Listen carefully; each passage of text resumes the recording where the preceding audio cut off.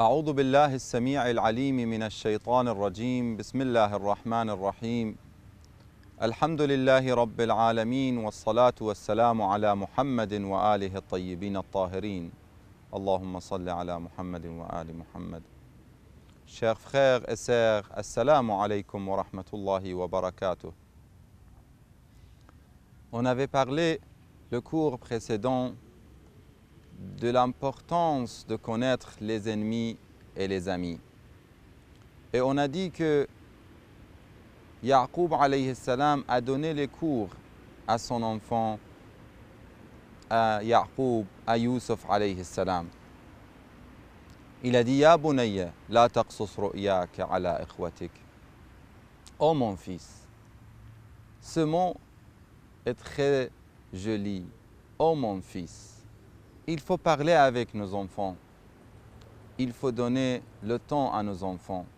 Dans le hadith, si vous n'écoutez pas vos enfants, vous ne donnez pas le temps à vos enfants, vous ne répondez pas les questions de vos enfants, ils vont être loin du chemin. Il faut faire attention. Si l'enfant demande dans l'enfance, il va répondre quand il est adulte. Ça, c'est dans un autre hadith. Il faut regarder, l'enfant est très sage, très intelligent. Il a des capacités. Yaqub, il parlait avec son enfant parce qu'il savait qu'il a la capacité. Bien sûr, lui, il est un prophète, mais malgré ça, il a besoin de conseils et d'aide. C'est pour ça qu'il lui a dit une chose très importante. Prends Iblis comme ton ennemi.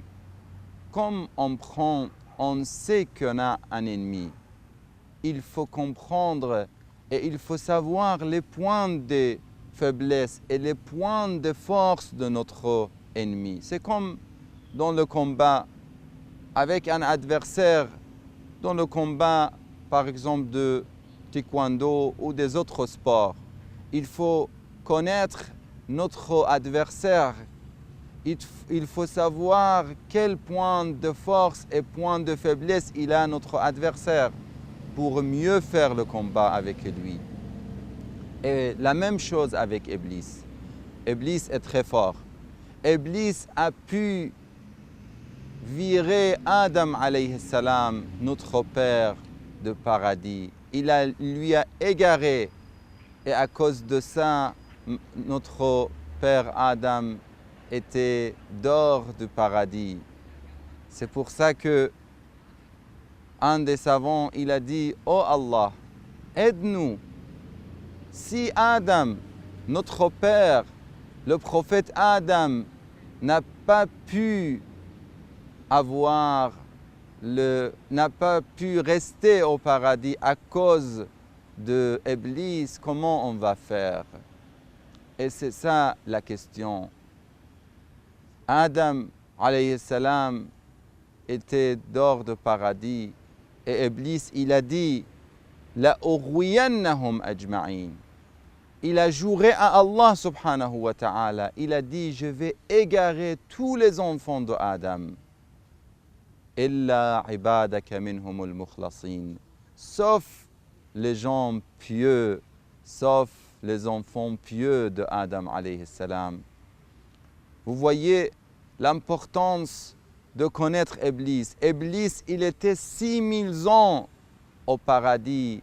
Il adorait Allah subhanahu wa ta'ala. À la fin, il a demandé des récompenses. Il a dit, au moins, tu me laisses vivant pour égarer les fils de Adam et les descendants de Adam.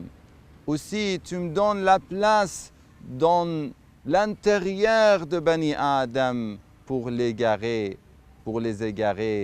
Et c'est pour ça qu'on dit قُلْ أَعُوذُ بِرَبِّ النَّاسِ مَلِكِ النَّاسِ إِلَهِ النَّاسِ مِنْ شَرِّ الْوَسْوَاسِ الْخَنَّاسِ. Parce que Iblis est très fort. Il peut égarer Bani Adam.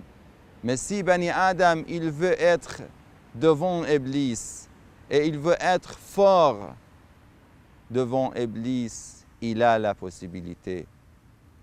Un des moyens très forts pour Bani Adam, déjà de commencer, de prendre l'aide d'Allah subhanahu wa ta'ala, de dire le dhikr, de faire le dhikr.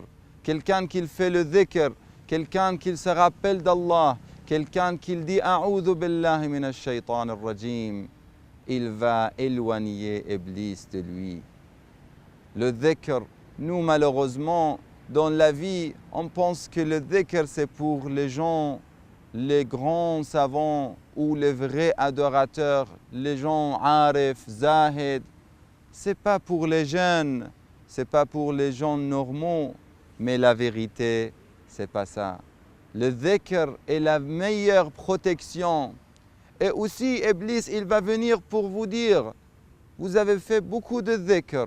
Vous savez, un des moyens pour attaquer Iblis, c'est de regarder l'heure et l'horloge. Un des savants, je connais, il a mis des horloges partout à la maison. Parce que chaque fois, Iblis, il vient vers lui pour dire, ça suffit, tu as fait beaucoup de dhikr, tu as lu beaucoup de Coran. Il va dire, non, j'ai bien regardé. Vous voyez, des fois, vous vous êtes assis pour lire un petit peu de Coran. Vous ne dépassez pas le 15 minutes ou une demi-heure. Vous voyez, vous serez très fatigué. Vous allez dire, oh là là, j'ai lu beaucoup de Coran, ça suffit, malgré que vous n'avez même pas dépassé une demi-heure.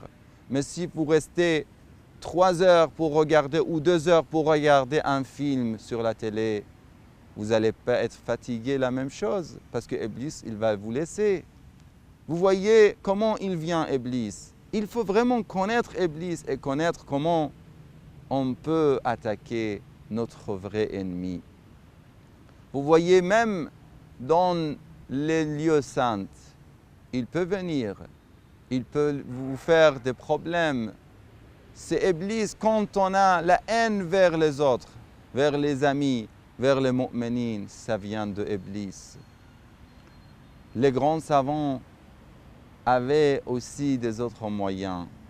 Ça, c'est le savoir. Il faut avoir le savoir. Il faut étudier. Il faut s'améliorer au niveau de savoir pour avoir la piété. Et la piété est une protection envers de Iblis. Aussi, la question de temps. On revient sur la question de temps. Allah subhanahu wa ta'ala, dans Surat Al-Asr, il a dit, et ça c'est très important pour les jeunes et pour les enfants, « Wal-asri innal insana lafi khusr » Je jure à l'époque, Al-Asr c'est le temps. Bien sûr, on va expliquer la prochaine fois ce verset. Mais il dit « Innal insana lafi khusr » L'être humain est en perte.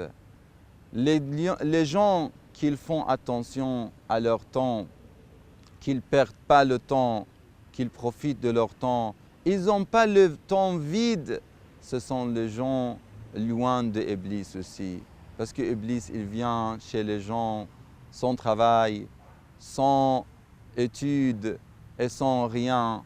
Il trouve les meilleurs endroits pour les égarer. Je vous donne un autre exemple. Un des moyens de Iblis, il faut savoir aussi les moyens de Iblis, c'est le désir des femmes. Mais les pieux, ils peuvent se sortir de ce problème-là. Mais c'est très difficile. Il y avait un grand adorateur, il est mentionné dans le Saint-Coran. Cet adorateur, il était un adorateur très connu jusqu'au point qu'il faisait le dua et le dua de cette personne était exaucé toujours. Un jour, ils lui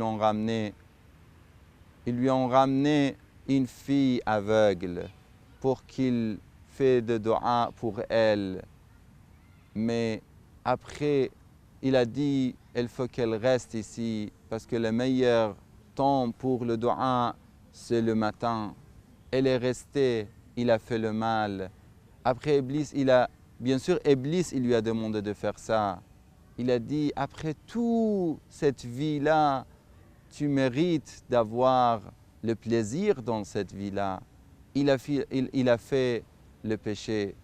Après, il a dit, maintenant, qu'est-ce que tu vas dire aux gens? Toi, tu es le grand adorateur, tu as fait ce péché-là. Il a commencé à lui égarer aussi. Encore plus, il lui a dit, c'est mieux de la tuer pour que la trace de ce crime n'existe plus. Il a fait la même chose. Elle l'a enterré. Quand la famille de cette fille est venue le lendemain pour chercher leur fille, il a dit, elle est partie. Mais Iblis, il est venu vers eux. Il a dit, non, elle n'est pas partie. C'est lui qui l'a tuée. Et après, ils l'ont pris. Ils voulaient le tuer. Mais Iblis, même la dernière minute, il est venu vers cette personne qu'il s'appelait Barsisa. Il a dit, Iblis à Barsisa, et ça c'est dans le Coran, il est mentionné cette histoire dans le Coran, mais pas avec le nom et les détails.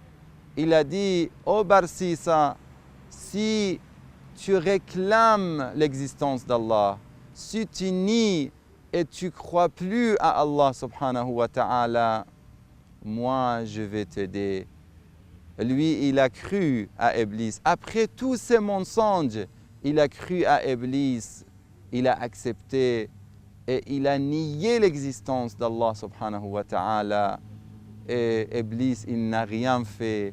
Il était tué, mais il était tué et il était mort sans foi, sans la foi et sans la croyance. On demande d'Allah subhanahu wa ta'ala qui nous aide quand on est devant cet ennemi aussi dangereux. Wa sallallahu ala Muhammadin wa alihi al-tahirin. Wassalamu alaikum wa rahmatullahi wa barakatuh.